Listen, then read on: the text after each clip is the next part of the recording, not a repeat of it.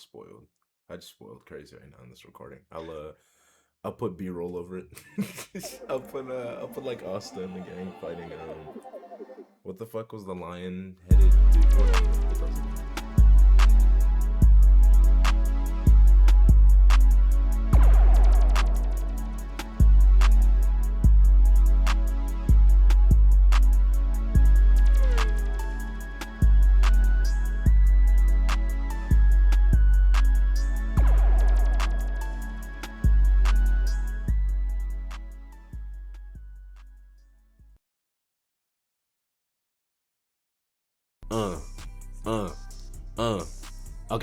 Okay, sorry. The beat's so nice. Listen, hey, if you're watching this, hi. This is Anime of the Year 2025. I'm posting this really fucking late. I do apologize. The reason why this is so late is because, it just is. We're picking the best anime of 2025, and here are the rules. No discussion of picks beforehand, right? So we didn't like call or text and talk about our picks, right? You gotta have watched at least half of the series. So if it's a 12 episode, you have to watch at least 6 episodes, right? If it's a 24 episode, you have to watch 12, right? You get what I'm saying. You have to at least know most of the series, right? No manga can be factored in. No manga characters can be factored in. No upcoming manga arcs can be factored in, right? It has to be solely what was shown on screen. And it has to have had at least one episode run between December of 2024 and December of 2025.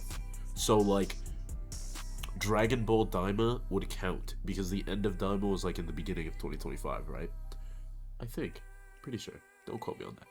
Dragon Ball Daima would count, right? Solo Leveling would count, because, like, there was at least one episode within that time frame, okay?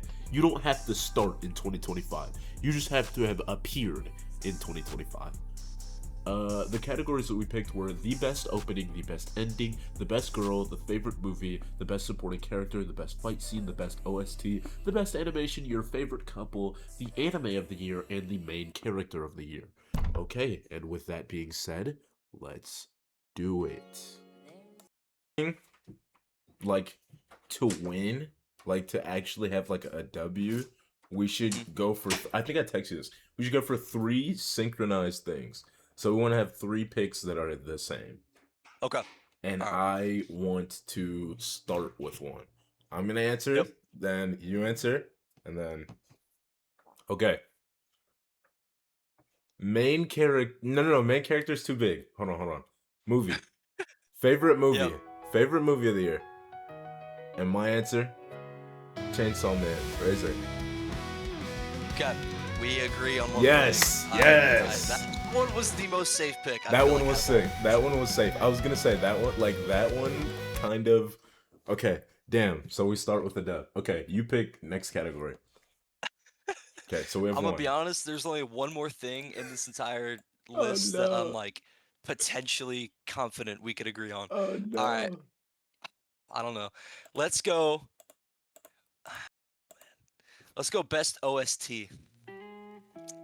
I have In the Pool. Oh, fuck off. Fuck off. I had the Demon Slayer movie.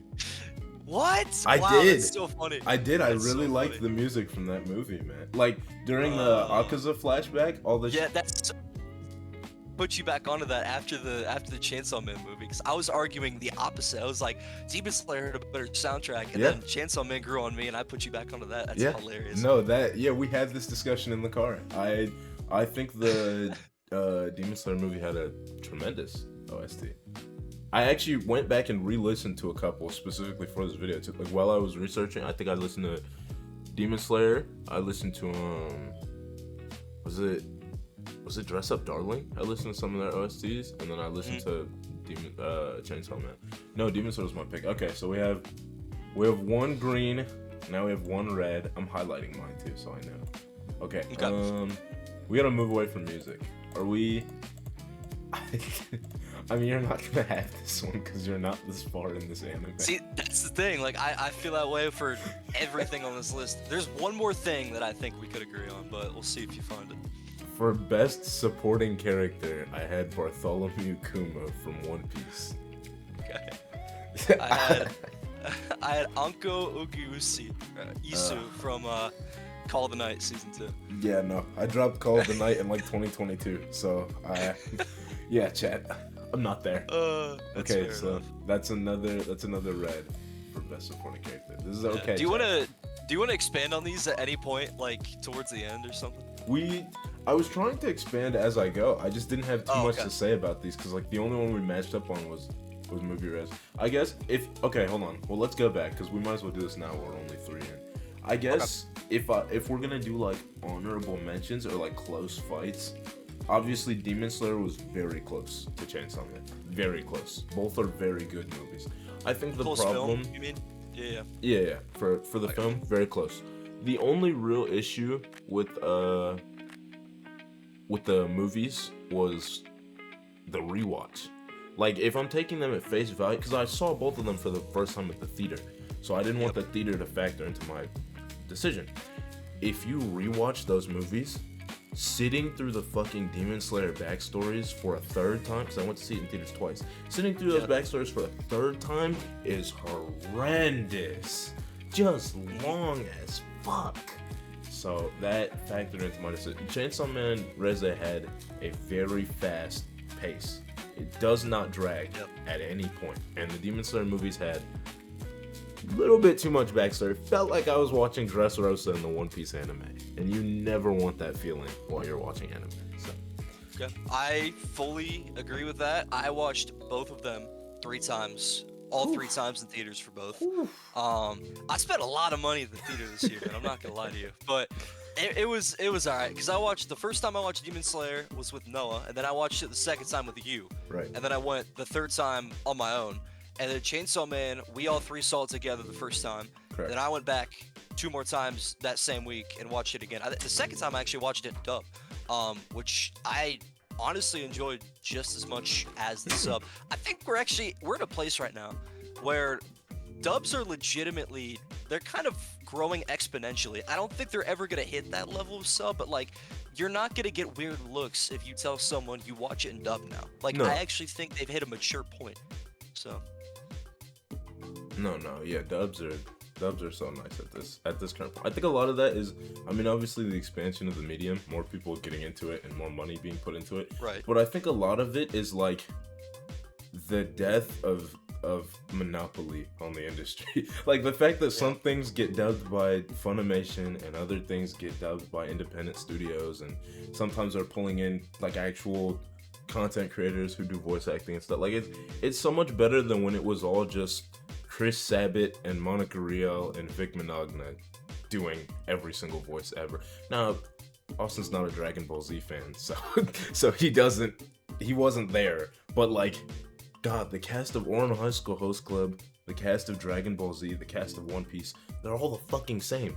It goes in a big circle. It just loops. So I think that's a lot of the uptick in dubs. I think we need to throw this in here just because it happened last year, but the artificial intelligence dub of Banana Fish, that has to be mentioned because we just brought that up. That was probably the low light. That and probably One Punch Man of 2025, I feel like. Yeah. If we're giving a low light award, as a One Punch Man manga reader, I was mortified by that trailer. I haven't even seen a clip of the anime. I just scroll off of it because there's the wings being plucked off my angel. I just don't want to see it. It's fucking terrible.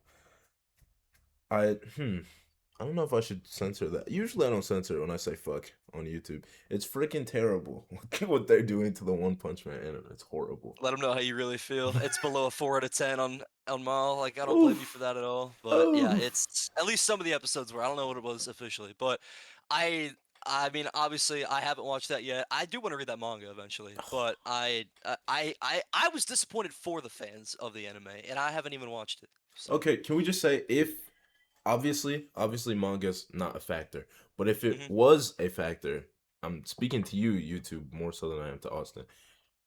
There wasn't a single manga even close to One Piece this year. There was nothing even close to God Valley Into the Rocks flashback. I don't want to hear shit about shit. JJK is over. MHA is over. Kagurabachi. Man, Sakamoto days? Come on, man. There was nothing even fucking close to the God Valley flashback. And unfortunately, I think a lot of One Piece fans are going to be really unhappy for a while here, because Egghead is not tremendous. And Elbaf, I don't really like Egghead that much, being honest. And Elbaf has an odd start and a lot of backstories. But I'm telling you, once they get to the meat and potatoes, what you see Shanks and Loki and all that, come back to this. When I do the 2027 video, come back to this, man. Guarantee you One Piece will take the cake, man. Guarantee it. Just because he said manga, I felt like I had to. I felt like I had to say that. Not through the alley-oop, you took advantage of it. Small tangent. Yeah. All right, your choice. Well, unless we want to expand on the OST, okay, which I feel like we definitely could a little bit. For mine in particular, there were so many good OSTs this year, and I think I really wanted to put the Gachiakuta OST, the Nola bounce, so bad in there.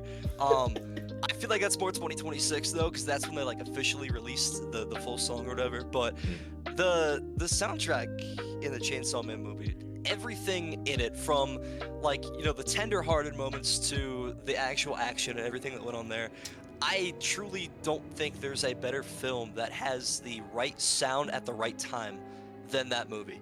And you know, you brought up Demon Slayer as your pick, and I don't disagree. That was, you know, the Akaza and Giyu fight was incredible. The piano that they had in the background was insane. But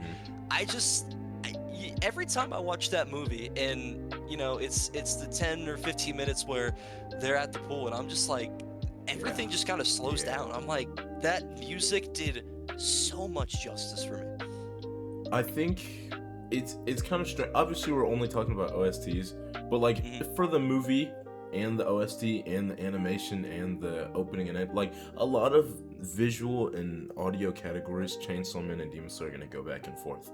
And I'm not a huge Demon Slayer fan, but I think this is maybe the first like year where I've ever looked back on something and I was like, was this as visually and auditorily appealing as Demon Slayer? That's never fucking happened before. Even when it was going punch for punch with AOT, Oshinoko, all that. Like AOT and Oshinoko had better plots than Demon Slayer, but visually, no, they didn't look as good as that. What was that nigga's name? The one with the sister. Gyutaro. Yeah. The AOT plot was better, but it didn't look as cool as Gyutaro versus Uzui. Hell no. Like this is the first year where something really fully punch for punch went with Demon Slayer, which I think was so cool. So I don't hate us not matching up on that, because Chainsaw Man really stuck in there. Like pretty much nothing has ever done before. Maybe like no, I was gonna say maybe Oshinoko, but that was just the opening episode. The rest of the series then is nowhere near Demon Slayer. So, you know, I saw the season 3. I don't know if it's like the official opening or what it is for that. That show is so visually appealing. Like the character design is unbelievable, but I can't pull myself. I finished season 1 and I watched maybe an episode or 2 of season 2. I can't pull myself to go back and watch it after getting spoiled for the manga, but like knowing what the impending doom of that series is, I can't do it. I really can't do it. Did you, and I won't spoil this for you too, did you get spoiled on a sibling dynamic, or did you get spoiled on the actual ending? The ending. Both. So you know. So he knows. I know, like, I don't know verbatim what happened, but like I know the idea. I know, like, if you put it in one sentence, I'd be like, okay, yeah. Yeah, no, it was rough, man. I mean, one, as an Akasaka fan, like as a longtime Love is War fan, and then an Oshinoko fan, and also just as an Oshinoko fan, like it was fucking brutal, man. I remember when leaks dropped, I like muted Oshinoko, and I wouldn't see anything related to it because I had all the buzzwords muted. The way that I got spoiled was because someone just tweeted a picture of it with the word ass. That was it. And I was like, oh, okay. Yeah, that was it. Oshinoko fans, if you're anime only, you're about to experience the biggest pile of dog shit ever. But you had a good start. And then supporting First character. episode was special. Yeah, no, first episode. Really, even the whole like first 5 episodes, I never found myself unhappy. But once they got to like the YouTube dancing thing with the man and the bunny. Oh yeah, yep. I was like, this is a little And then it ended well, season 1, and then from there the story gets progressively worse, unfortunately. As soon as they start producing that fuck ass movie, you might as well just stop reading. Supporting character, to expand on this really quickly, obviously Austin's not this far in One Piece, and I have no intention of going that deep into this because I mean, half the people who click on this probably won't be that far into fucking One Piece. It's over 1,000 episodes in. But for Kuma, it's ironic. He probably doesn't even have like my favorite backstory in One Piece, yet he has one of my favorite backstories in all of anime. Like, he has a perfect fucking backstory, and the way that they adapted it is so special. The music, the animation, like the voice acting. Because this voice actor's been playing Kuma since like 2008. And he's been giving us like small samples of speech. And now he's just fully like ripping the band-aid off. And that shit is... Yeah, he's the only competition that I had with Bartholomew Kuma. And I don't know if this is gonna sound crazy, maybe to some of the listeners. I had Rio in there from Gachi Akata. That was my second place pick for best supporting character. It's nothing in specific other than me liking Rio. It's not like a one specific fight scene or a line or anything. It was just everything.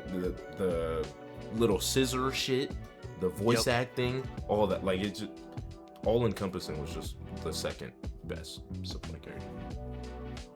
Yeah, that's fair. I'll go in like a little 15-30 second tangent on Anko. Anko was a character that we had met in season 1. She was mildly disinteresting and just kind of seemed like a loner adult woman. Like, she's pushing 30 and she's having full-blown like relational conversations with a 14-year-old boy, which is kind of weird, but like it's not as bad as Nana's, so I don't feel too bad about it. But she's chill. She just kind of like, you know, smokes in the corner the whole time. This season though turned it up a notch when she finally put all of her ideas into action, and we got her past or whatever. And mini spoiler for you here and for anybody that hasn't watched season 2 of Call the Night.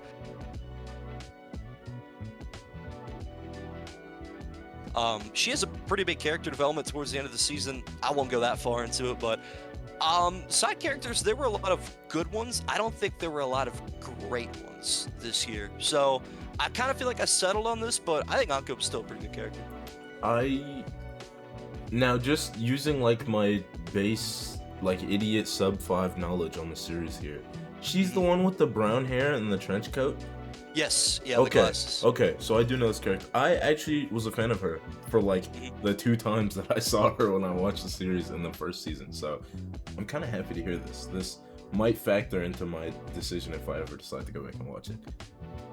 But what was I saying? For side characters, I know I just said like the only real option was Rio, but I also really got a kick out of Beam from Chainsaw Man. Beam was another one that I thought about.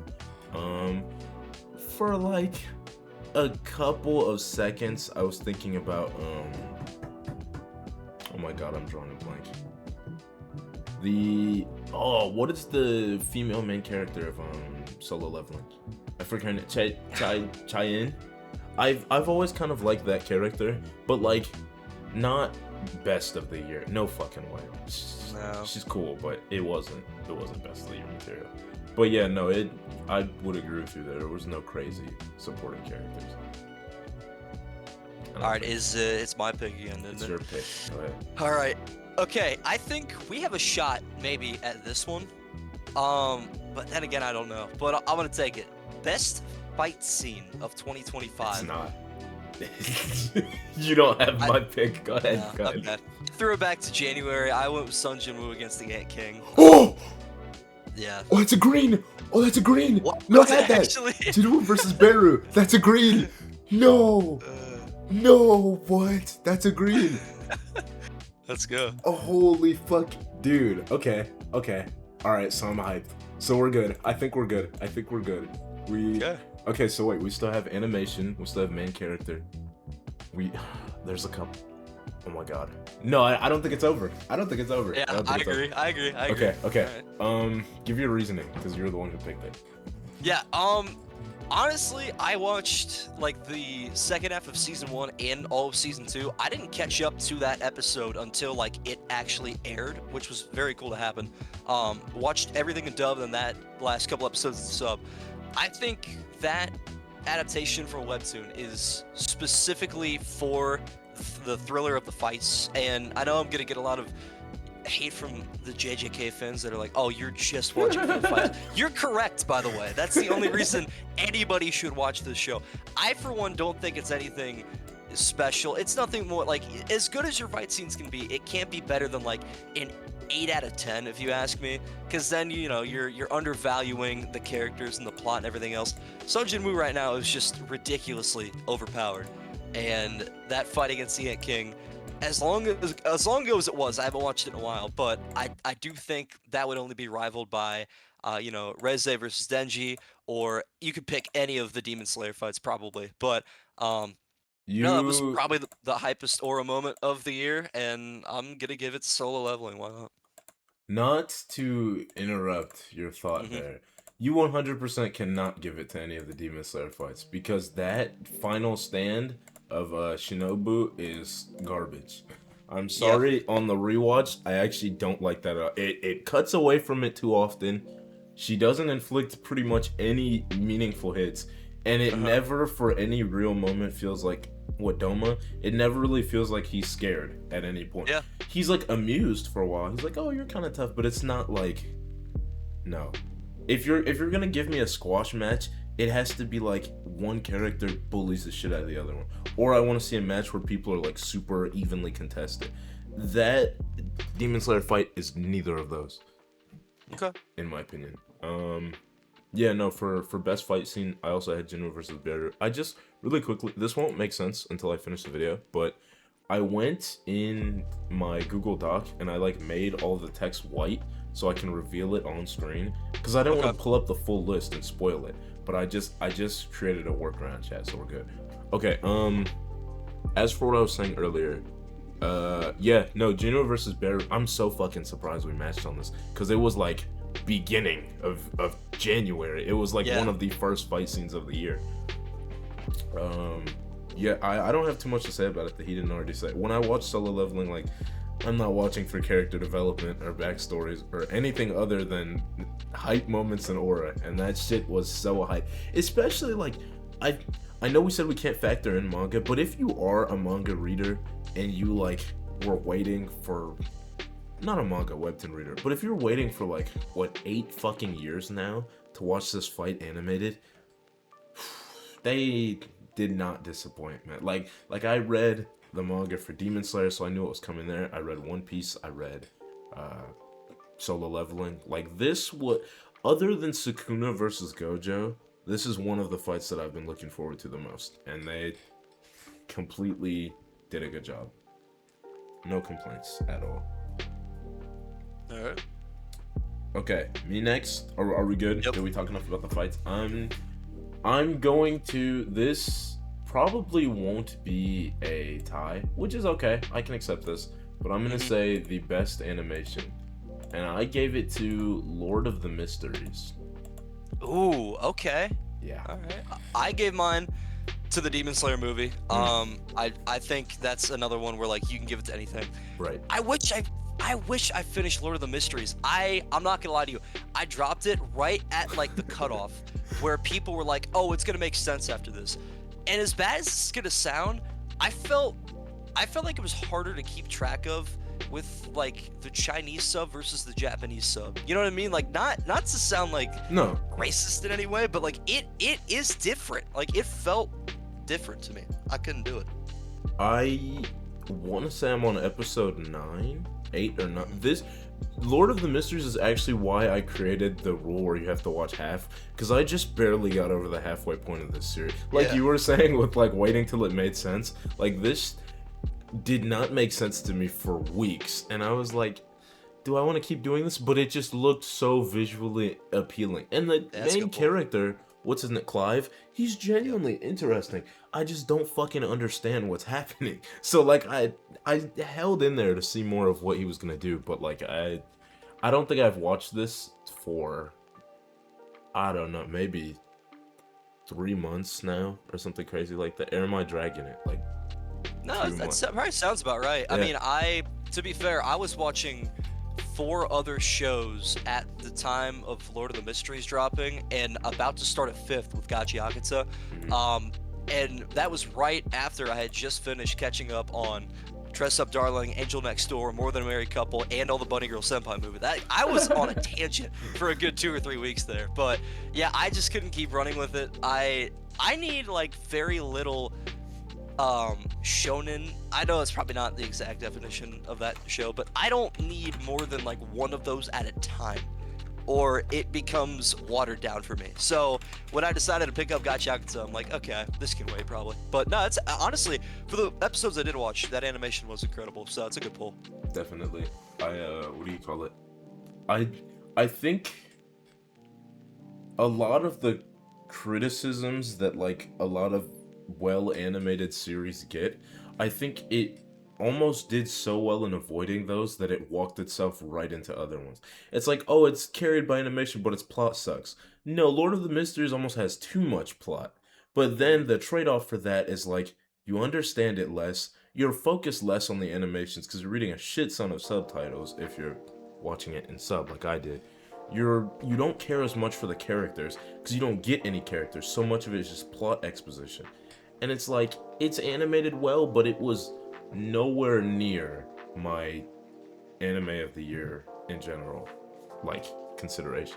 I don't know, animation can only take you so far, and I've always said that, and I feel like Lord of the Mysteries is a great example of that. I don't think this shit is even close to anime of the year. When you look at, not gonna spoil, but when you look at what Takabi did, when you look at Fragrant Flower, you look at the Chainsaw Man Demon Slayer movies, like, there's so many things that have good animation and also like, hey, I understand what's going on and I like the characters. You can't possibly think that about Lord of the Mysteries. But I wanted to give it something, so animation. Oh, that's fair. That is fair. Okay, I'm gonna take a little different path here. I'm gonna do something I think we most definitely disagree on. But that's just to build anticipation for what we hopefully do agree on the end. I'm gonna go best ending here. Best ending of 2025. I went with the Blue Box ending 2, Contrast by Tomu. What do you have?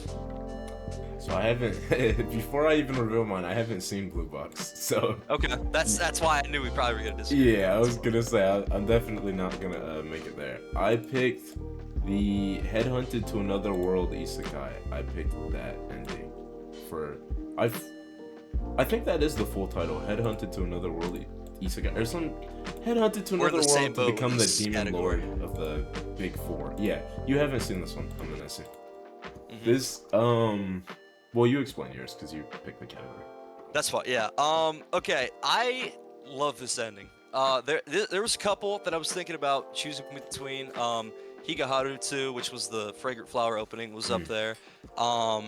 Jane Doe is what I actually had in here before you told me we could change the, you know, if it had any episode that aired in 2025. Yeah. But this ending in particular, I love the peacefulness of it, because the entire reflection of the last 12 episodes are on Hina, which if you haven't watched Blue Box, she is essentially the pink-haired, you know, longtime friend. If you've watched any other show, you know how that goes, including Origairu. That obviously doesn't bode well, but this entire ending is solely focused on her.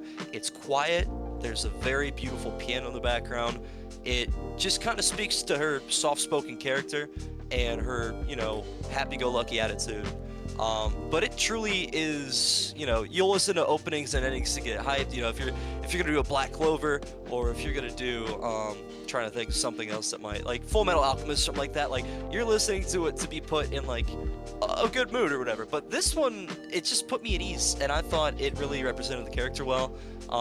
And so I'm pretty sure this debuted in 2025, but I know for sure it at least aired in an episode in 2025. So it's my best ending. Full Metal Alchemist, by the way, just want to throw this one out there. Full Metal Alchemist, for the length of that series, I'm gonna go Brotherhood, not the original here. For the length of that series, has the greatest concentration of openings and endings ever. Like, my personal favorite anime for opening and endings would probably be Fairy Tail or Black Clover, but those are both, like, long. Like, for Full Metal Alchemist to be what it is, oh my god, every opening and ending just hits so ridiculously hard. Just wanted to say that because he mentioned Full Metal. But yeah, for mine, Headhunted to Another World, I feel like if I, like, it's not a big victory, but it's like it's a positive, it's a happy thing. Like, if I won, like, maybe $100 off the scratch app, it's not mega millions, but it's like, it's a song that would play during a good moment.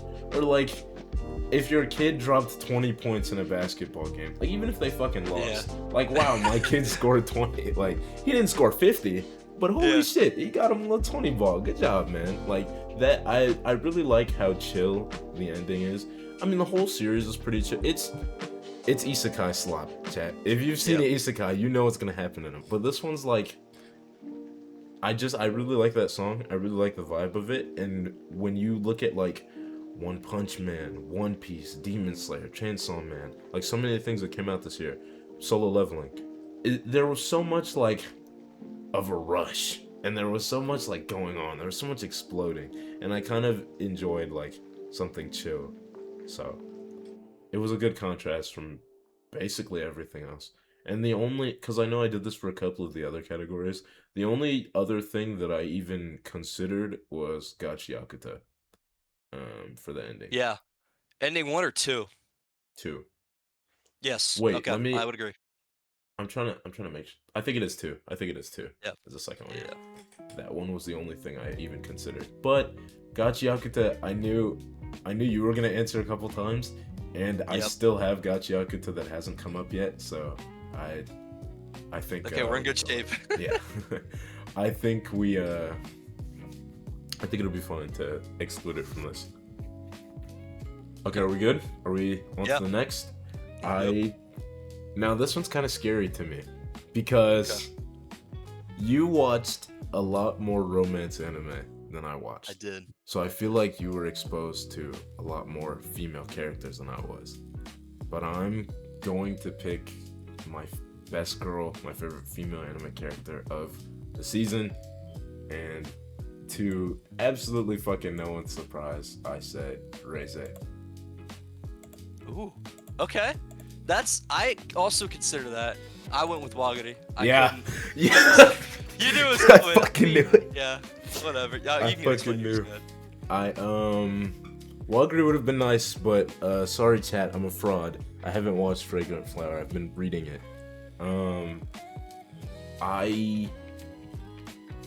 This was not close to me, to be honest. Like, there was no other consideration.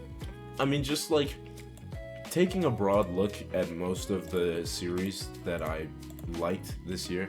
I don't know why I just highlighted it green. We did not agree. Taking a broad look at most of the series I watched this year, all of them had good female characters, but none of them had new feeling female character. Like, there's been a Rio before. Yeah. Obviously, the One Piece female cast didn't change. One Piece is fucking the longest shonen anime of all time. They're, like, the Solo Leveling female cast is buns, other than Chai, and Lord of the Mysteries, I can't even give you the name of 5 characters. Like, everyone either felt the same or was bad. And then you have a character like Reze. There's never been a character like Reze in any series ever. Like, certain similarities for sure, especially like with Riz from Tokyo Ghoul, right? The coffee, the tricking of the main character. I'm putting air quotes on that. Like, she has similarities to other characters, but all of her character, no. Fucking nobody's ever been like that. Come on, man. That's tomfoolery. So I think, like, she had too much going for her that everyone else did not have going for her. So I have no honorable mention for favorite female character. Yeah, that's fair. I probably would have considered her more. That was one of the, like, later categories I think he told me to apply something to, and at that point I already had 2 for Chainsaw Man, so I was trying to widen it a little bit. Then I replaced Jane Doe.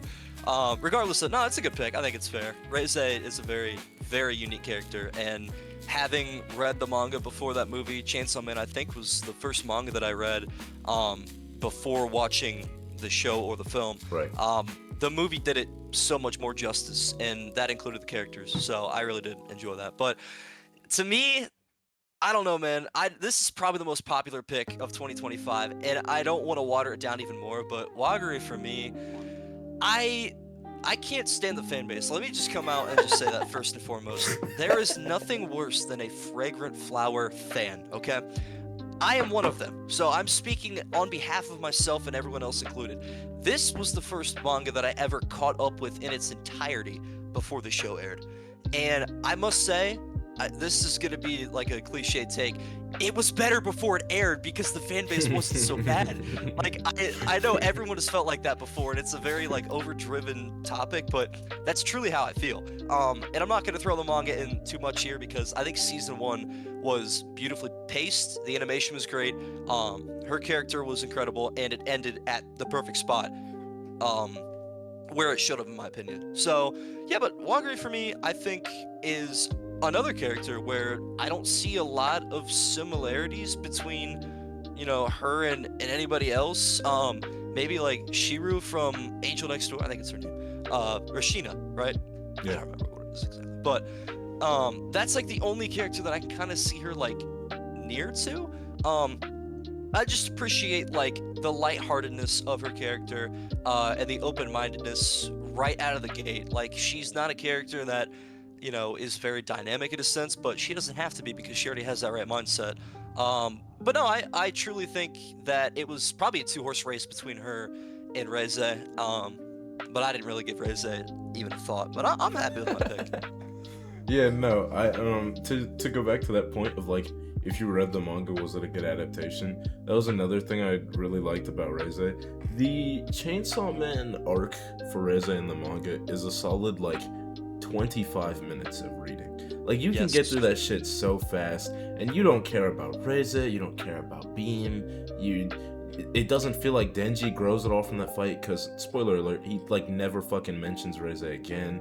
It's like the movie made her feel like so much more important of a character than she felt like in the manga, and I already liked her from the manga, so seeing her on the big screen was special, especially the pool scene. Seeing that like moving and having music behind it, that shit is like 3 pages in the manga. Not trying to trash the manga, but Chainsaw Man's pacing is notoriously ass, and the movie did that so much justice. So I feel like that definitely added to it a lot. All right, you wanna? What do we have with opening? Couple series of the year, character of the year. Okay, hang on. 1, 2, 3, 4. What did I not check off? So we have 4 chances left. Okay, so it's me again. Yeah. Okay, I'm gonna go with one more that I don't think we have. I'm gonna round out the music here. Go with best opening. I went with the Bunny Girl Senpai Season 2 opening. Yeah, I don't have it. Yeah. It wasn't me. I had the first Gachiakita opening. Okay. I don't know why, but there was something about that opening. Like, I mean, I just liked the start of Gachiakita in general, but like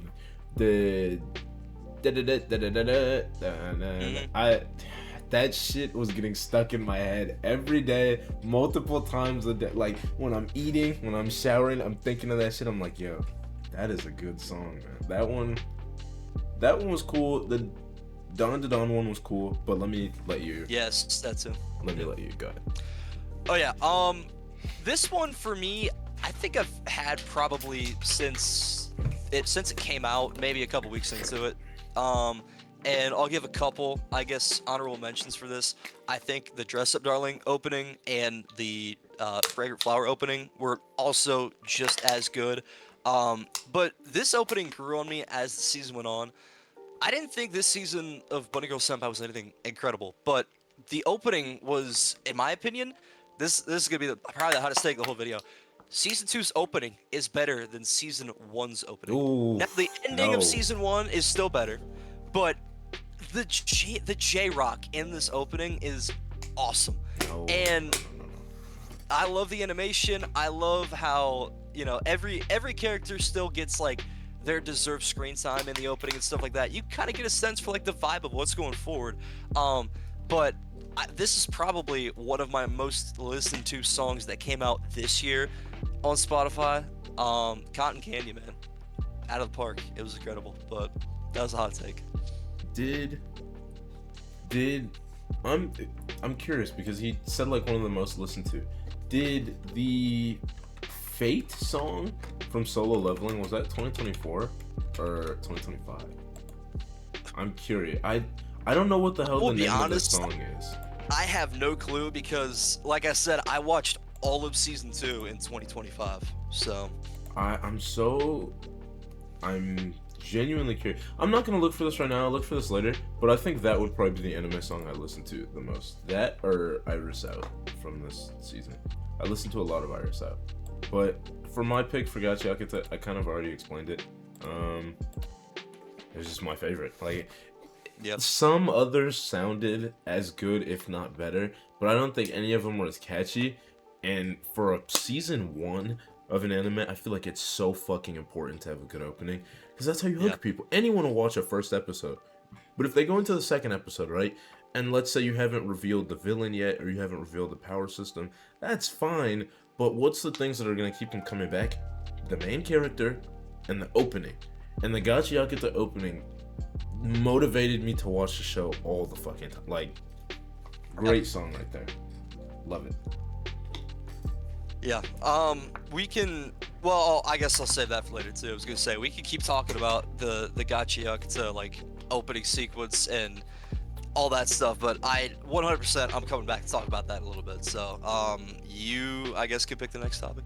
You know, I was gonna not now, but I'm wondering next year if just like opening sequence or like first episode in general is a good category. Cause like, imagine if first episode was a category in like 23 with like Oshinoko, like that shit would have gone stupid. I'm wondering if that's a good category. But anyway, we got couple, we got anime of the year, and then main character of the year. I think of the year. I mean, obviously all this shit is of the year, but like character of the year, series of the year, those are more important. So I'm gonna go favorite couple. And you already admitted in this recording that you didn't watch this. So I'm giving my second pick here to Headhunted Isekai with Denosuke Uchimura and Omanja. Yeah, no, I did not have that. I tried not to water it down too much. I was between two things here. I went with Wagari and Rintaro. I think that's probably one of the more popular picks too. Yeah. I didn't think any other romance really had like the development that show did. Now, granted, obviously Bunny Girl Senpai's in season 2, Dress Up Darling's in season 2, even Call the Night, which I think had the best development of the season 2s, didn't have what this season 1 had. I'll let you explain first though. The reason why I picked Denosuke Uchimura and Omanja from Headhunted in Another World, from Salaryman to the Big Four, that's the full title. The reason why I picked Denosuke and Omanja is because, I mean, one, like the romantic scenes between them were just the ones that I found to be the funniest and the most endearing, but two, it's a tsundere relationship between two adults. There is nothing worse than when I find a cool dynamic between two characters, and it's like, one of them is 20, and the other one is 14. Or like, they're both in high school, and their relationship is supposed to matter to you. It's like, no, dude, I don't fucking care about this. I'm a grown-ass man. I don't want to watch two middle schoolers flirt. So I feel like Uchimura and Omanja was one of my favorites because it was like two adults who have a really crazy, like, job, and when they're not doing their job, even when they are doing their job, when they're not on the job, they get in a lot of cool moments. Also, Omanja has, like, maybe my favorite character design of the entire season, like, including, like, Reize, Akaza, even, like, Bonnie from One Piece, or, like, Gear 5 Luffy. Like, I still think maybe Omanja was my favorite looking, so all the, like, blushing and, like, gushing scenes from this couple really were hard carried by Omanja. Okay. Well, now I kind of gotta have to talk myself out of a hole that you threw me in here with like the high school romance aspect of things. But I actually think this specific show kind of pulled that out of the rubble and re-stereotyped it almost. You know, where most of the I'm just trying to think for like the Nisekois or the Toradors and stuff like that. Oh, They're like stereotypically they act like they're high school kids. That's fine, whatever. The maturity level of all of the characters, let alone our main couple in the show, is so far gone from the rest of the competition. It actually makes you forget that like they're 16 and 17 years old, truth be told, which is why I think I enjoyed this so much, because like this is the first time I obviously had read it before, but it's such a mature thing, and like they're human beings, they actually communicate with each other. That's something that you would think is a very simple and non-demanding thing, but in the day and age of all the isekais that we're getting and everything like that, like it's harder to ask for than you would think. So I really just appreciated the simplicity, and the ability for them to like already get together after what, 13 episodes? That's awesome. Like there's one airing right now and I can't remember the name of it, but I think I'm gonna start it soon.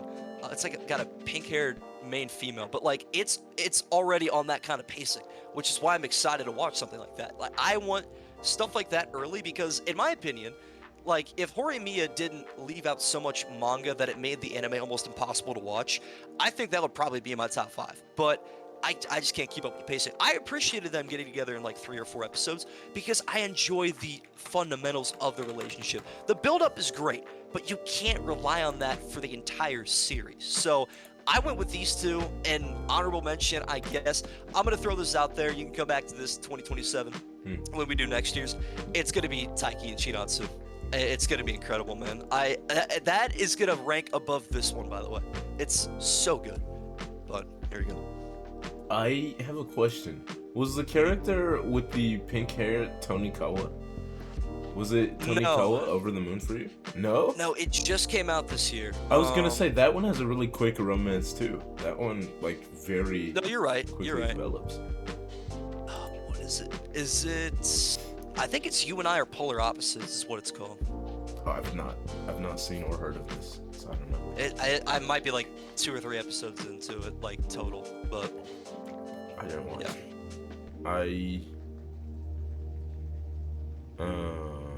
What do you call it? I don't think I have anything else to say about the couple. I guess to build off of what you had said about how like mature they are, it's not so much like the maturity or the interactions that I really think are the high selling point of Wagari and what's his name, Rintaro? Yep. I think my favorite thing about them, as someone who hasn't watched the anime but someone who's read the manga, is like the security, like the confidence that they feel to be vulnerable. I don't know how you would put that into words, but like the way that they can deadass just like break into tears around one another is so fucking cool. I was gonna say that's the entire point of Wagari's character, and that's another reason I guess I should have thrown that in why she's like my best female for 2025. Yeah, I like that is Rintaro's always been in this hole his entire life, and arguably he put himself in there, but he, you know, nobody's ever reached out a hand to pull him out, but that is her exact purpose as a character, which is why I think it's great that like they get out of that situation so early on into the story. But yeah, go ahead. Right. No, I completely agree. The way that they like are so comfortable around each other, like they know no one's gonna give them too much shit for it, and like it's just they're gonna get it all out the way and have that discussion and like grow stronger and closer from it. So fucking dope. And that like you said earlier, is so far removed from the rest of the genre. Nobody else does that shit. Getting someone to admit their emotions in Toradora took like a solid 4 episodes of a series that's only like what 12 long, 24. Yeah, like it ridiculous how long it took in that shit. Or like Your Lie in April, half the characters like never voice how they fucking feel in that series, unless I'm misremembering. I don't know, it's been a couple years, but like I liked that a lot about the the fragrant flower people, the denizens of that series. Literally the only reason why that wasn't my favorite couple is because I didn't watch the anime adaptation yet. I'm still reading the manga, so they probably would have won. For consideration, I thought about Denji and Reze, but I mean, if the only kiss that they even share is Reze literally biting his fucking tongue off, like, is it really all that romantic? It's just a doomed couple. Yeah, they fight to the death. It's like it's doomed romance, but it doesn't even get that romantic. Like a perfect doomed romance is like Guts and Casca from Berserk. They actually love each other. They actually spend time loving each other. The universe just won't allow them to love each other. With Denji and Reze, they have like a schoolgirl crush on each other for like 10 minutes and then fight to the death. That's hardly romance. I don't know. So they didn't get considered. And then, yeah, that was about it. Gachi, One Piece, nothing else really had crazy romance that I watched. Lord of the Mysteries, nothing. I don't know. Romance and favorite couple was not my strong suit because I was a huge shonen tard this year. I watched a whole lot of dudes fighting, and that was about it. That's fair. This was my romance summer. Like I said, I binged everything, and I'm very happy I did. Yeah, okay, we got 2 categories left. We only have 2 matches too. Really, I'm coming down to the death very fucking scared. Okay. Well, let's go with what we should probably go with before we do the grand reveal. Yeah. Best main character. This one I had a difficult time choosing because, again, I thought there were good main characters. Okay, wait. I don't know if there were any great main characters. Let me cut you off. When you're giving your main character, I want you to give your top 3 because I want to see if my pick was even on your radar. I don't want you to just say, boy. Yeah, just give like top 3, and then I'll give my top 3, and I'm just gonna see if we're both in the realm because we could have matched. It's a possibility. Go ahead. Okay. I would probably throw Denji at 3. Okay. No, don't order it. Don't order it, because then I'm gonna know who the. You have to keep it anonymous. You have to keep it anonymous. Yeah. That honestly, I low-key just kind of made that up. I don't have like a top 3 in mind anyway, so okay. I could probably throw that out. Just throw out 3. Okay. So we're gonna throw 3 names just out of the blue. Okay. Let's go. I'm gonna go with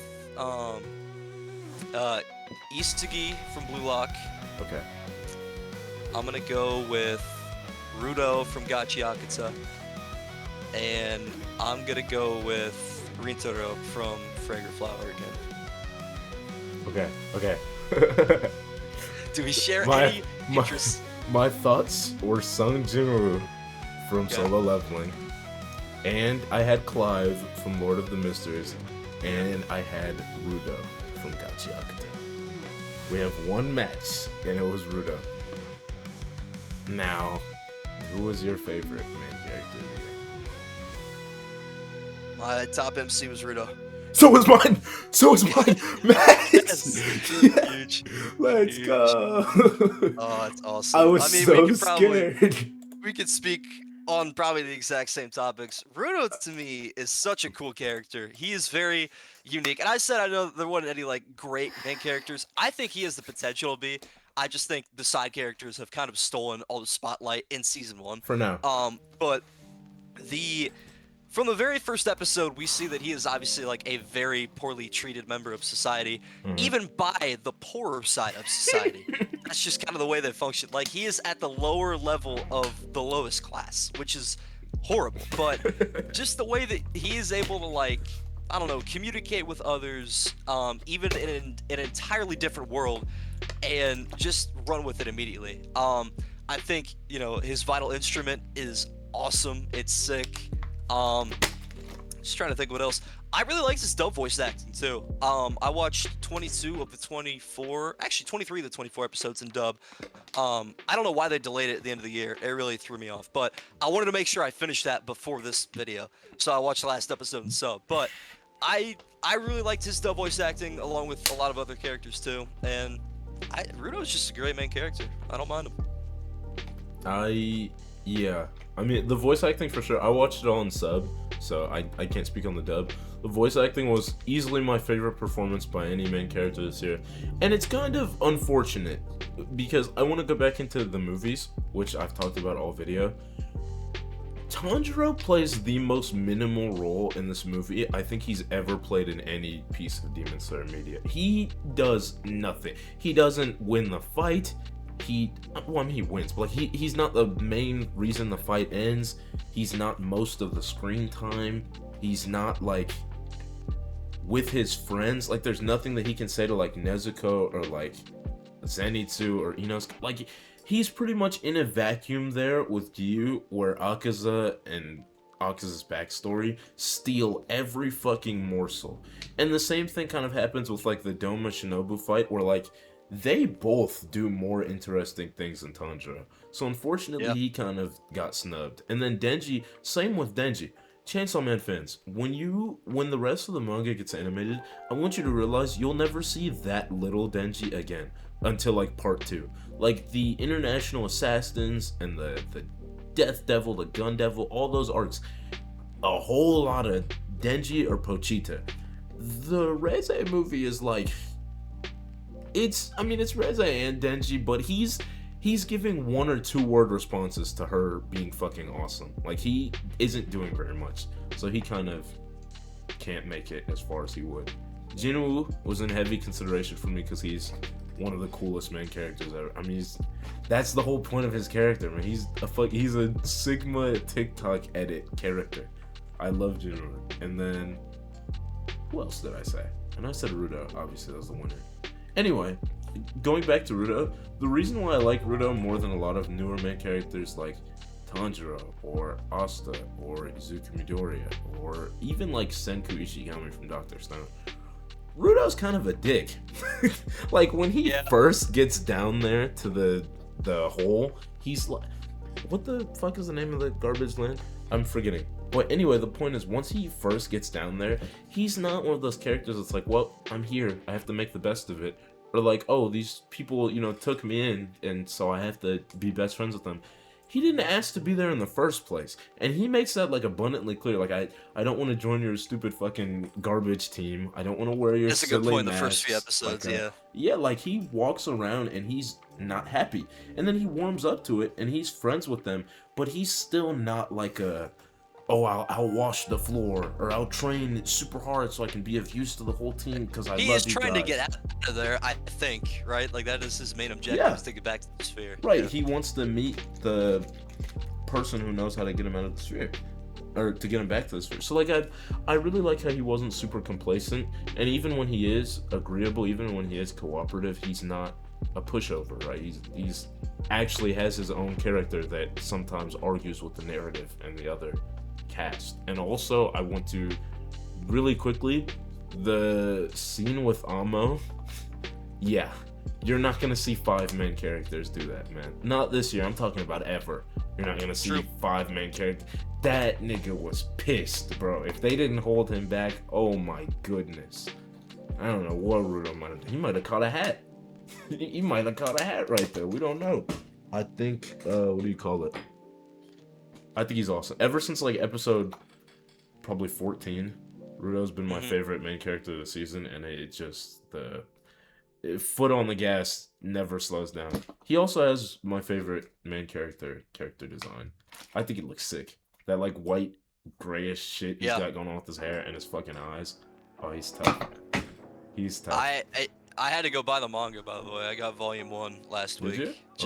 Just to throw it on the shelf. But no, I actually think I might end up reading something like that. But no, to go back to what you said about other main characters, I just feel like they were kind of watered down by their own show. I would agree with that. Like Rintaro, for example, obviously he is like the main character in The Fragrant Flower, but in my opinion, like I think Natsusawa, he just steals the spotlight, man. Like every fit, we see the fit every time he pulls up at something. He is aura farming. Every time they set foot on a beach, he's aura farming. You'll find out in the manga too, like as we go on and on and on. Like that is all he does.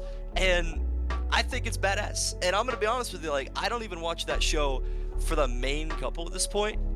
I do it for like the side characters. I really enjoy it, the side characters of that show. So that kind of watered him down. And same with Isagi. Obviously that was more of a fall 2024 when that aired. But it ended up, the actual U20 versus Blue Lock game finished up in January, which was like the meat and potatoes of that season 2. But he had his spotlight stolen for the majority of that game. It was, you know, Bachira doing crazy thing, Nagi having that insane goal, Shido with a bicycle kick from 30 yards out, Rin versus his brother. Like, everything in that game was not about him up until he scored the last goal. Like, he just kind of took it back, which is whatever, but I was way more impressed by every other character in that season than him.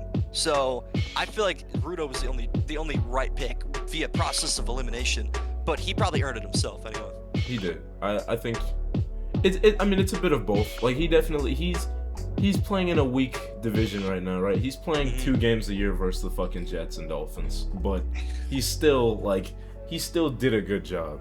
It's like, yes, Josh Allen's an MVP level player, but also he's facing the fucking Dolphins defense 2 times a year, right? Anybody could score. This is Drake May. I hate Josh Allen. I fucking hate Josh Allen. Ooh, I don't think This is equal to Drake May's competition, his road to the Super Bowl. No, but see, Drake May doesn't piss me off as much because Drake May is in year 2. Or what is it? Is it 2 or 3? It's year 2 now, right? For Drake May? Yes, year 2. Yeah. Point is, Josh Allen's in year 8, and this motherfucker's got James Cook, and he's got Keon Coleman, who admittedly is very inconsistent, but he's got weapons, and he plays the most weak dog shit ever. And the Chiefs aren't in the playoffs, and the Ravens aren't in the playoffs, and the Bengals aren't in the playoffs, and Josh Allen still fucking shits the bed. He's terrible. He is the most babied, protected, fucking handheld, pussied quarterback of all time. And anytime he loses, the rules get changed to fit the fucking narrative of the great white bison Josh Allen. That bitch. I'm so glad he's out of the playoffs. Has nothing to do with it. I was gonna say, we're comparing that to like Klein, I guess.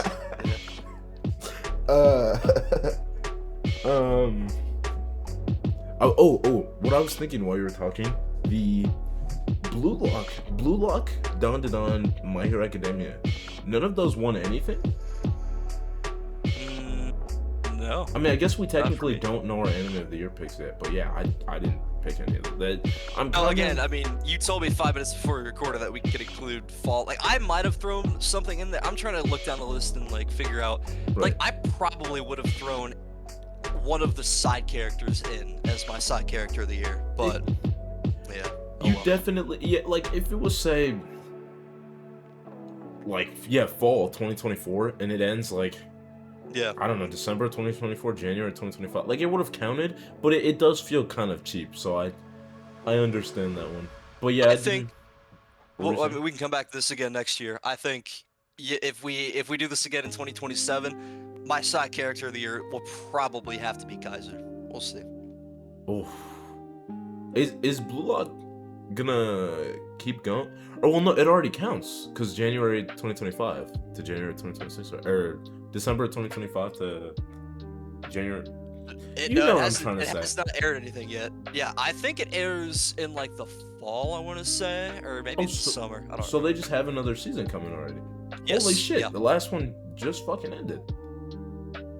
Yeah, I mean, I'm pretty sure the first one was like fall 2022, then fall 2024. So like, you know, summer 2026. It's not crazy. Anyway, yeah, it's back to my point. A lot of good things that I didn't even notice neither of us picked. My Hero. I haven't seen that, to be fair. Have you not? Yeah. I've seen it. I'm a pretty vocal non-supporter. The ending of My Hero. Blue Lock didn't win anything. Don is not a fantastic anime, chat. While I have you, I might as well just throw it out there. It's a good adaptation of a not great story, which also has a lot of like inconsistencies and issues that I don't like, that aren't deal breakers, but they're like enough on top of it just being not amazing. Like, if it had an amazing story, maybe I could overlook the fact that I don't care too much about the main character, Okurun. But it's also like way too many like love triangle type situations. And then on top of both of those, why do these like first years in high school keep ending up naked? Like, it's just strange, man. That's why I made it through one episode of that show. Yeah. For a, what, 2022 manga, 2021 manga? Like, we left this shit in the past, bro. This is old, like, 80s shit. You can't do this anymore, man. Hey, High School DxD. Dandanon's here. Yeah. We're good. That being said, I wanted to throw out one more honorable mention because I was looking up and down my list. I couldn't believe I forgot this. This actually won Anime of the Year on my anime list, excluding the films.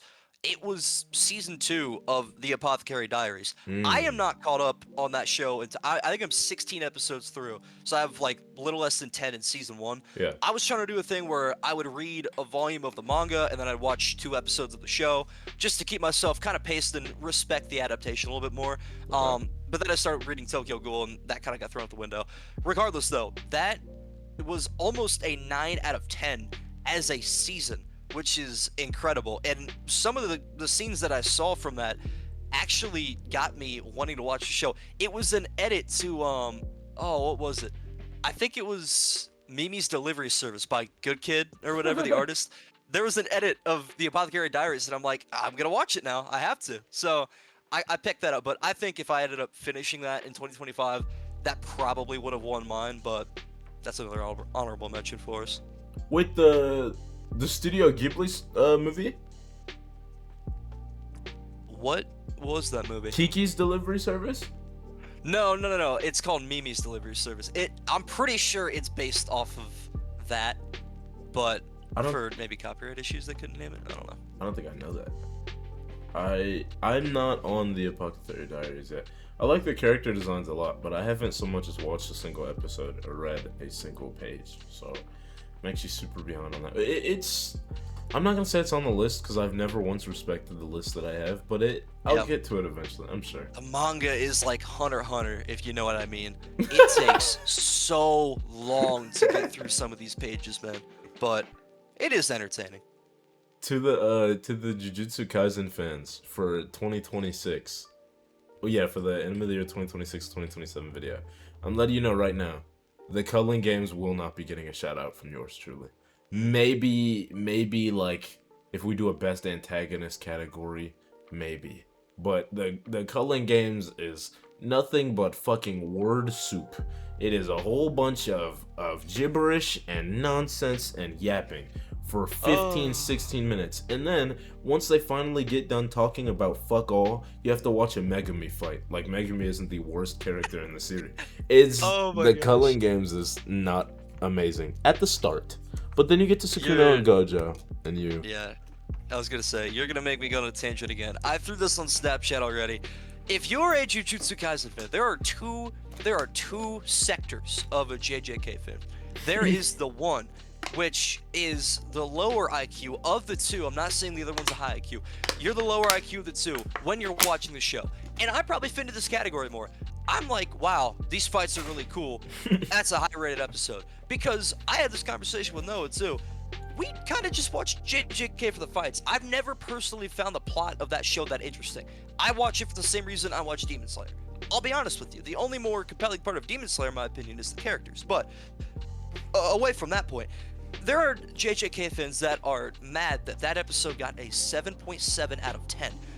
And I saw one guy in particular say, I give that episode an 8.7. This is where we transition into Sector 2 of the JJK fans. I think I'm a high IQ individual, but really I'm the same watered down soup as the other guy. I just don't acknowledge it. If you're going to give an episode with nothing but dialogue and a couple of like visual texts, an 8.7 out of 10, you fundamentally ruin your own scale for grading. And therefore, every other episode that has a fight involved, you have to get a 10 out of 10, which means you fall into the same category as the person that you are making fun of. So you can't have it that way. You have to give episodes like that, like a 7 out of 10 or a 6 out of 10. You cannot give them a high rating just because you're like, oh, I love the show. You can't do that because then you ruin your own scale. So I had to get that off my chest because JJK fans are like a different breed when it comes to that. So.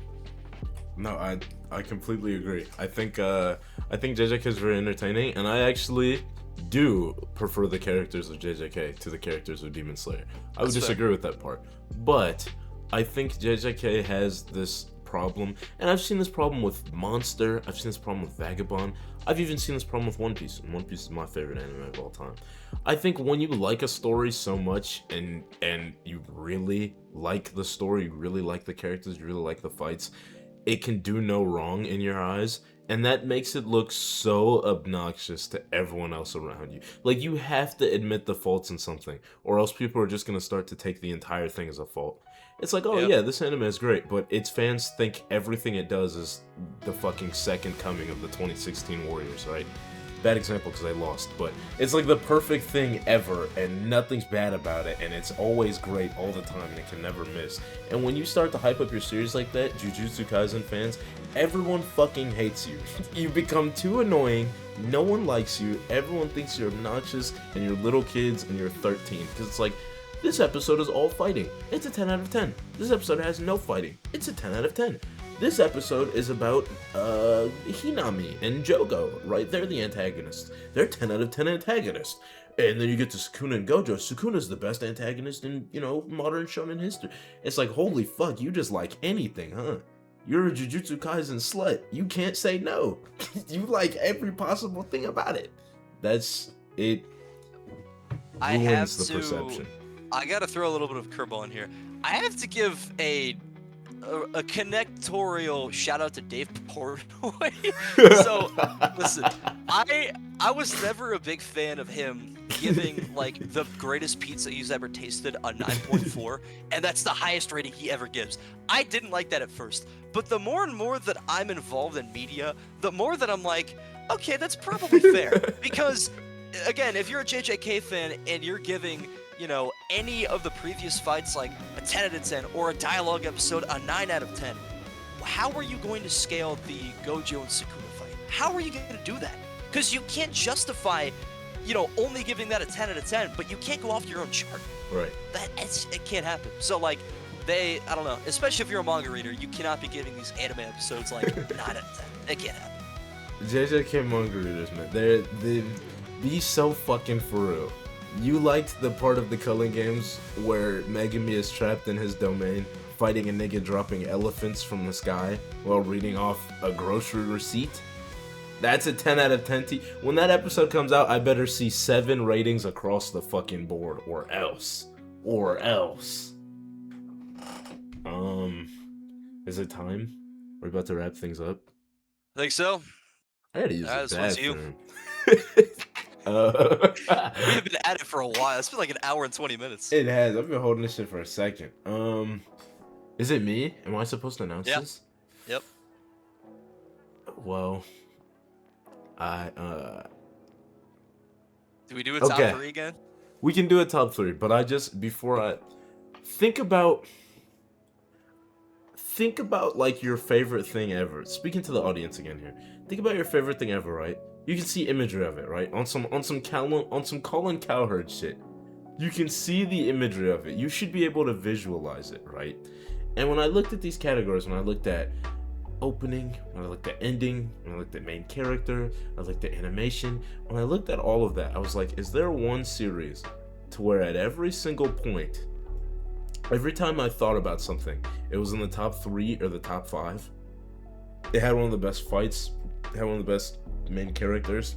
It didn't actually win most of my other categories, but it was so fucking close to winning all of them. I feel like cumulatively it was the best.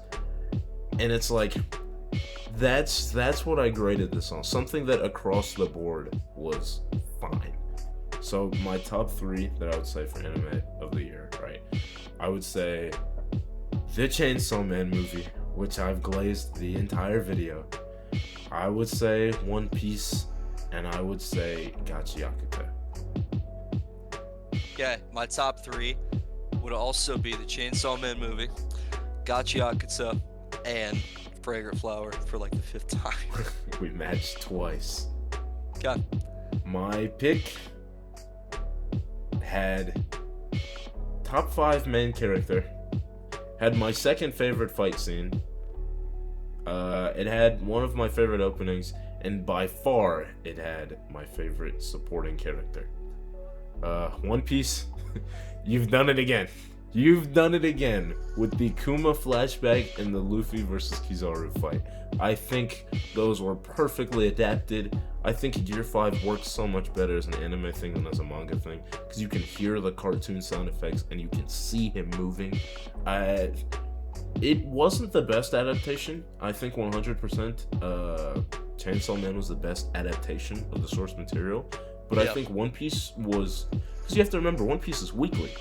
It's not a seasonal like the rest of these things. One Piece gave me like 35 good episodes last year, whereas most of the series gave me like 12. And I think maybe because the sample size is higher, I'm a little bit skewed, I'm a little biased, but there was nothing that I enjoyed as much as One Piece last year. Second place, I would have to say, was Chainsaw Man, and third place, I'd have to say Gotchi. Good. I went with Gotchi Akatsu for this one. Whew. I think now I haven't really enjoyed a dub as much as I enjoyed this maybe ever, and I think I was kind of putting you onto that probably towards the middle of the season, where I was like, hey, this dub is remarkable. And I love how the show, at least for the first core, the first half of season 1, they released the dub at the same time as the sub, as the episodes rolled out. I appreciate that so much, because there are a lot of shows that like I do prefer to watch in dub, but I also don't want to wait, and so then I'm kind of in that like uncomfortable place where like, do I, you know, just get through it and watch it now to enjoy like the animation, or do I wait so I can really immerse myself more with it? That's where I'm at right now with Free Run. Like, I love the dub of that show, but like it sucks waiting 2 weeks to watch season 2, because it's been a long wait since season 1 came out. But this dub has an incredible cast of characters, and we could talk about the voice acting enough. I think that this is just my opinion, and you could probably verify this more than anybody else. The representation of African American characters in this show is so good. It's so good. Like, I genuinely love it. Jabber, Semiu, I forget what the what like their leader's name is or whatever. Boss. Yeah. So good. I love it. Jabber, when he first showed up, I was like, wow. I can't remember who his voice actor was. I've definitely looked him up in the past, but incredible. Does such a good job with that. And to not even just focus that much on the voice acting, the character designs themselves, which you talked about earlier, are awesome. They really fit the setting of like being underground, or like being below the spear in a land full of trash. Like, all their outfits kind of fit that description. The actual background and the ambiance fits that. Like, you can almost smell the screen the entire time. That's how good it does. And we mentioned earlier the episode 1s that we could have put on this list. Gotchi Akatsu had, in my opinion, a top 3 episode 1 of all time. I was immediately hooked. You talked about the opening bringing you back because there's not a lot of like plot points. Episode 1 is what made me want to watch that more and more. The entire, like, I had no idea based on the first 15 minutes of that show that, hey, we're gonna end up thousands of feet below where we're at right now, and we're never coming back, at least for like several seasons. I never would have thought that, but like the pace of the first episode and the anticipation of what was to come just set the tone for the rest of the season, and I really appreciated that. Engine was an awesome character. I think Zonka is my favorite of them all, though. I really like Zonka. But yeah, good. Rio's fight scene. I don't remember what her name is. The girl with like the comb or whatever, the long-haired blonde girl. That fight was incredible. Fighting with scissors is awesome. I don't think enough shows do that. It's so cool.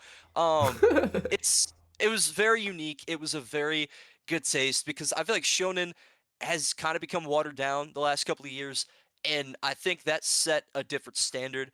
And to me, there really wasn't much competition. I think Gotchi Akatsu was far and away my number 1. Hold on, brother. Shonen has become watered down? I mean, I don't. You could throw me a couple things because. Okay. Let me just give some of the like highest sellers of Shonen Jump in the past couple of years. Blue Lock, which is not only one of the more original sports anime ever, but it's nothing Yeah. like Chainsaw Man, which is nothing like Don to Don, which is nothing Yeah. like Gachiakuta, which is nothing like Kagurabachi. I don't think I agree with that. I I actually should think probably Shonen's reword gotten a that. lot better. Yeah, I Say shonen. I'm trying to be more specific, but obviously that is a very broad term. Like battle heavy shonen, okay, sure, because I like think high I action. would lower that down a lot more. Yeah, yeah. Yeah, Like the I can see that. JJKs, the Demon Slayers, like they're nice. They're nice to have, but like at some point they kind of become carbon copies of each other, and so it's a good breath of fresh air. No, I definitely think I didn't even think about that first episode because I remember earlier I actually brought that up. Like first episode would have been a cool category. I think you're right. That got you at the first episode where I forget his name, but his like big homie, his like adoptive father, Yeah. gets slimed. That shit was very crazy. I maybe I'm misremembering because it's been months already, but I didn't even feel like a build up to that. Like that just No. happened, and it's like, oh shit. And then like Yeah. the girl that you think that he's gonna like have a crush on forever, Yes. she Yeah, that too. drops the fucking bunny and like walks away from him in episode one. And I'm like, what? So that I'm one was sure we'll get to that point where like we tie all the pieces together, but until you mentioned that just now, I completely forgot like the character that actually killed his legal guardian, yeah. we know nothing about. Mm-hmm. Absolutely nothing. We don't even know what their face looks like. So that's but again, that hasn't been brought up at all yet. I think it'd be very interesting if it was like one of the characters that we have known this entire time. That would be very, very Well, cool. We'll see. wasn't it also the guy who freed Amo though? Wasn't he wearing the same outfit that I don't know actually. That's a good like question. gave her the boots from the nigga once he fell? It was like these are yours now, change your life. I'm not totally sure. I might be missing. It was either the same guy who did that uh killed Rudo's like adoptive father, or that Hmm. was the one who got the big guy's wife, right? That character had Yeah. some tie to the main cast. I just That's don't I don't wanna remember. look it up either because I already know I'm about to get spoiled if I do, but Yeah, don't look it that's up. yeah. Don't Google.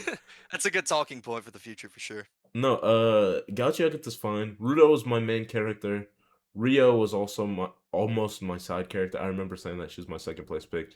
Gauchiaget was my opening too. So I mean it Gauchiaget was close, but I think Mhm. what really kind of separated One Piece from everything for me was the I guess lore implications and the weight of it all. Like not to get into too many spoilers, but Luffy is fighting the strongest people ever in One Piece. Like this is the equivalent of like Goku fighting Beerus.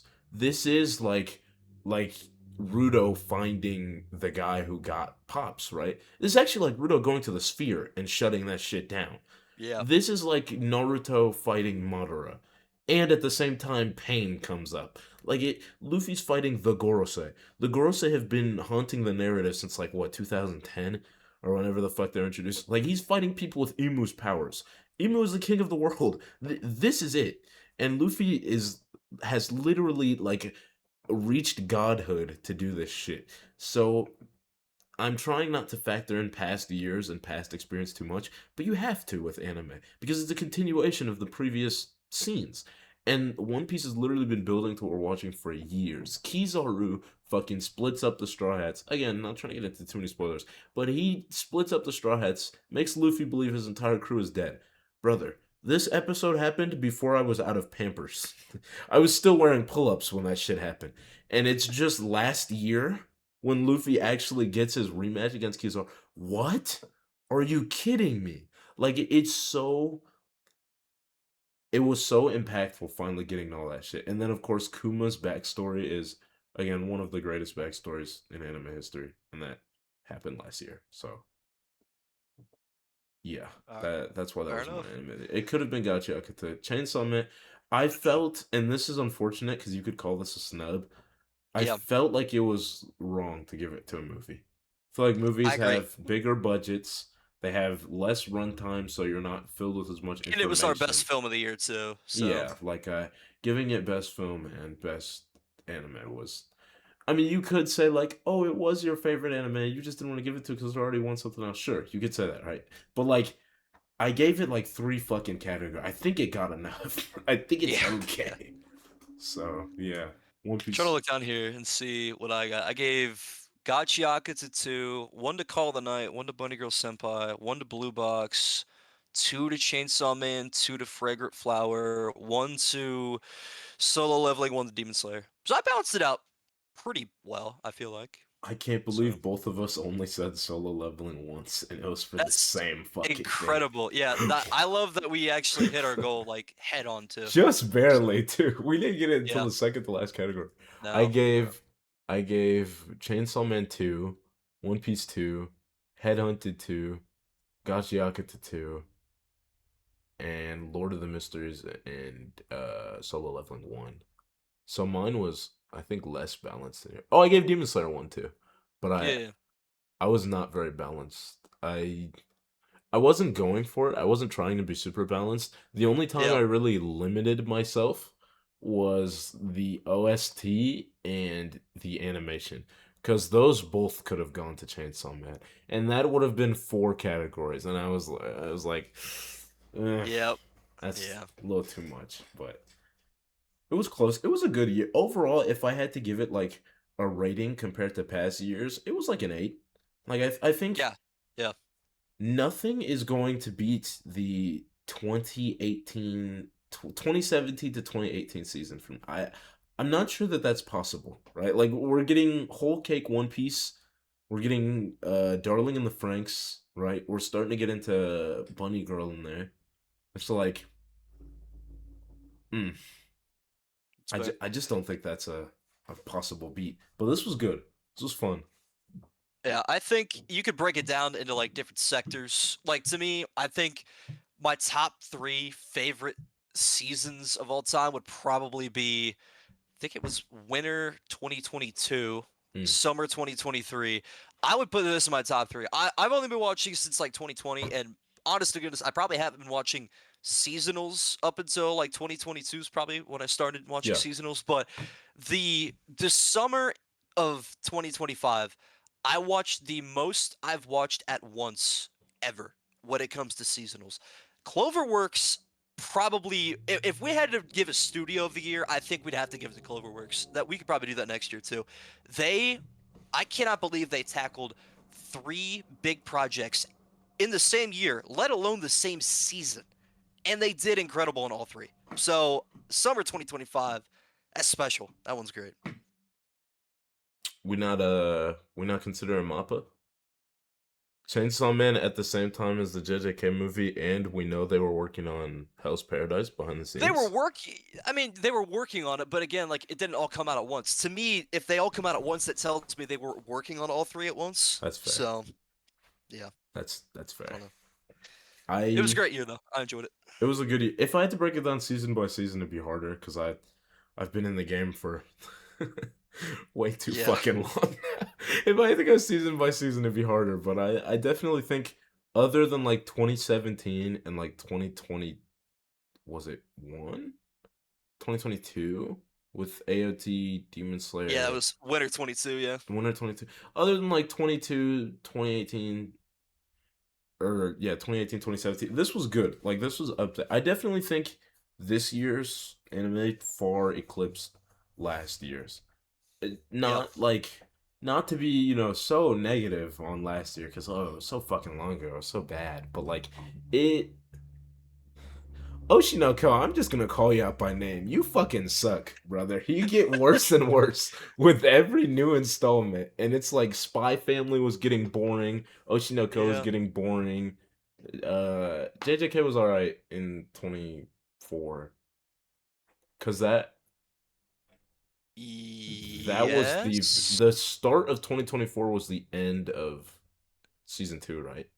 Correct. Yeah, cuz I Yeah. caught up during like the winter break 23 and I rolled right into season 2. So, Right. So yeah, like 2024 wasn't amazing, but 2025 was cool. Next year, I definitely think we should do first episode.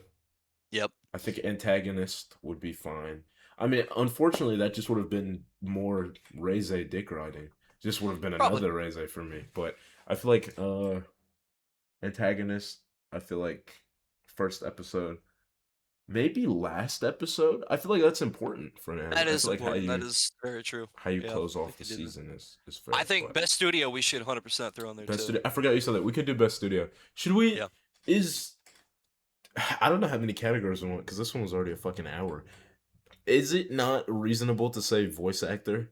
Not acting, not by Yes. show, Yeah. but yeah, like best performance. Because I was gonna say this year, 100% I'd have given it to Jinwoo. Not even a question among my Yeah. sub and His dub. dub. Yeah. Okay. Arise. Yeah. Arise. No, he was cool. That shit Like, was so I don't tough. like the aura farmer characters, but like he is the exception. He's You know making what it I mean? work. Like He's it was. making it work. Yeah, I loved it. Okay. This is gonna be so much fucking editing. I'm gonna have to grab I'm so sorry many in advance. clips. Over an hour and a half. Most of this won't get editing. I'll do what I feel like I can do. What do you enough. call it? I'll get to it. I don't know. We'll see how I feel tonight. We'll see if Miami clutches up this game or not. Yeah.